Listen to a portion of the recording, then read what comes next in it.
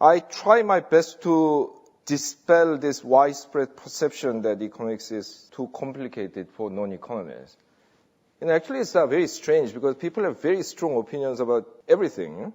Iraq war, gay marriage, does God exist, global warming. You all have very strong views on these things despite not having a degree in theology, not having a degree in energy economics, not having a degree in international relations. But when it comes to economics, people say, oh yeah, it's for specialists, I don't know. But why? I mean, if you can have a very strong view on Iraq or Afghanistan without a degree in international relations, you should have a strong view on government economic policy without a degree in economics. I say that this is only because the economists have been fantastically successful in making people believe that it is actually a lot more difficult than what it really is. So they'll tell you, I could explain it to you, but then you don't understand. 95% of economics is common sense. Of course, made to look difficult with the use of jargon and mathematics.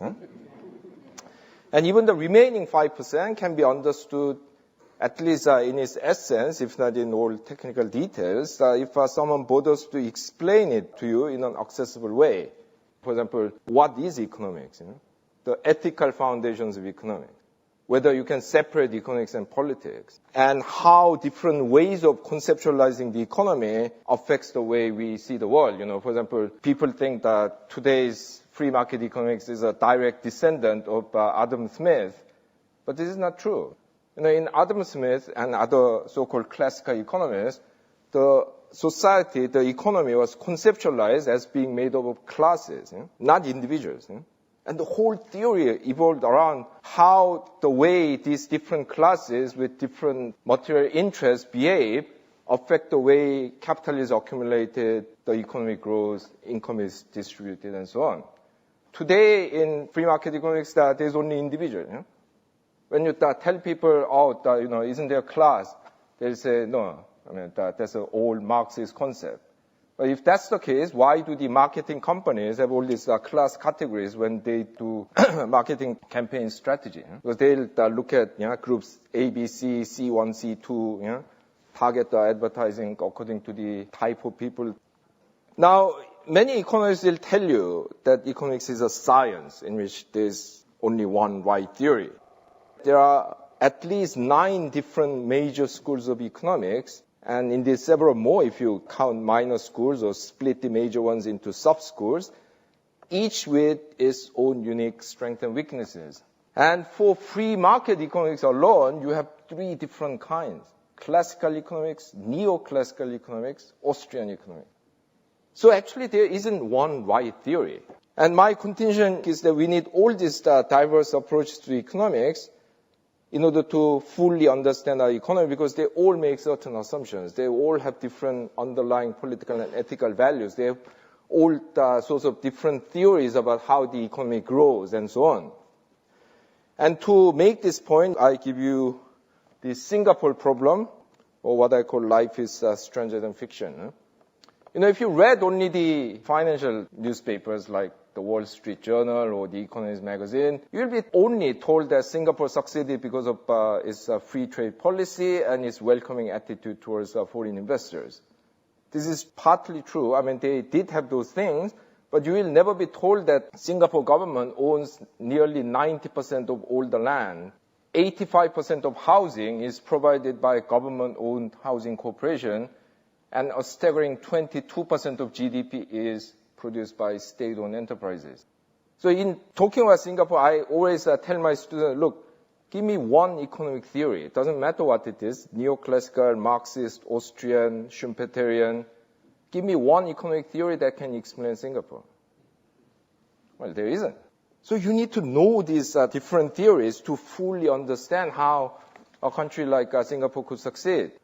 So in this regard, my advice is that you should not be a man or a woman with a hammer by learning only one kind of economic theory. Because whatever that theory is, once you believe that one theory is true, like the man with a hammer, you will start to see everything as a nail. So I say that you should get a Swiss knife. In this dominant economic theory that is of today, that is neoclassical theory, people are mainly conceptualized as consumers. And work is considered as what these economists call disutility, that you have to put up with so that you can earn money with which you consume goods and services and then derive pleasure, or what they call utility. That's your aim, deriving pleasure from consumption.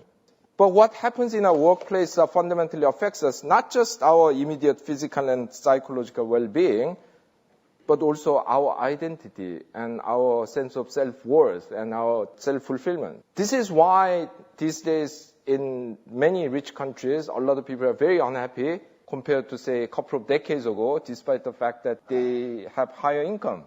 Why? Because the work has become more stressful. But then, economists tell you, no, you should be happy. Britain today has 20% higher income than, say, 1975. Why aren't you happy?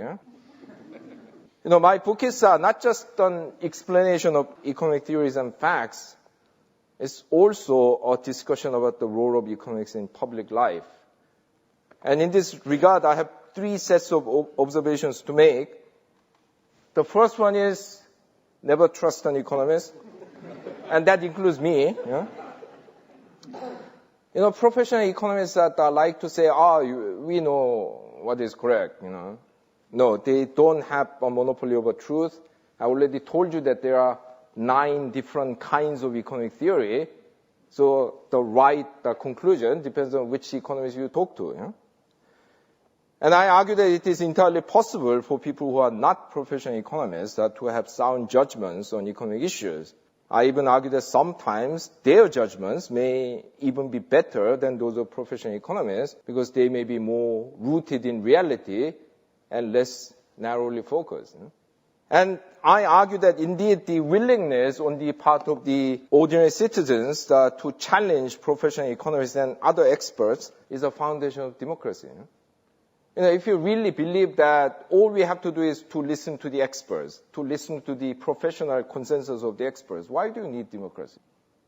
Let self-elected elites appoint each other and run the world. This is why a lot of people are unhappy with the European Union. The second point is the Latin phrase that is apparently written on the walls of the city hall of Gouda, the city in the Netherlands, which is famous for the cheese.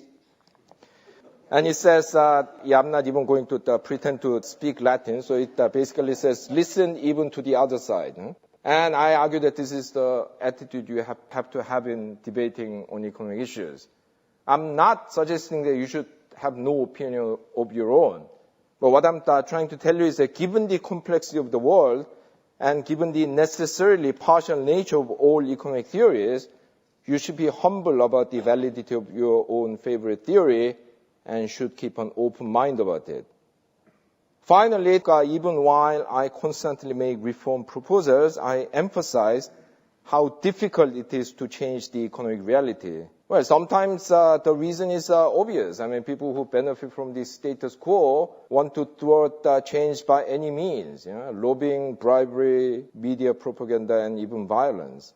But the status quo often gets defended even without some people actively being evil. Because the thing about the market system is that the rule is $1, one vote.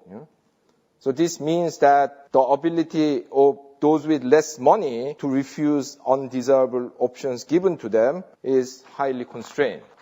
Also, we can be susceptible to beliefs that are against our own interests. The best example is what happened when Barack Obama tried to reform the American medical insurance system, and there were all these pictures of old pensioners demonstrating against what they call Obamacare, with placards saying things like, government hands off my Medicare.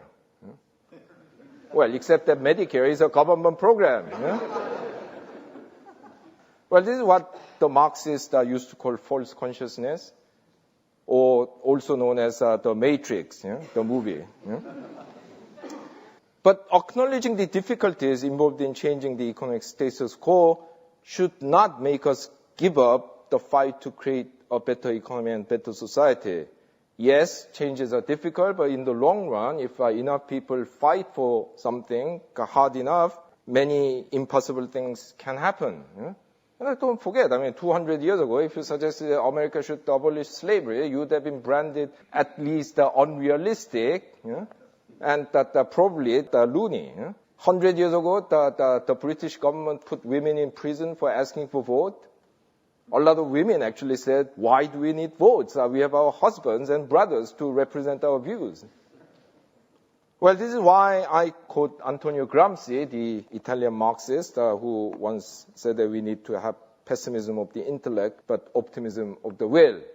Yeah, you have to accept the difficulties of changing the status quo, but you have to believe that this can be done. And finally, as Nelson Mandela used to say, it always seems impossible until it is done.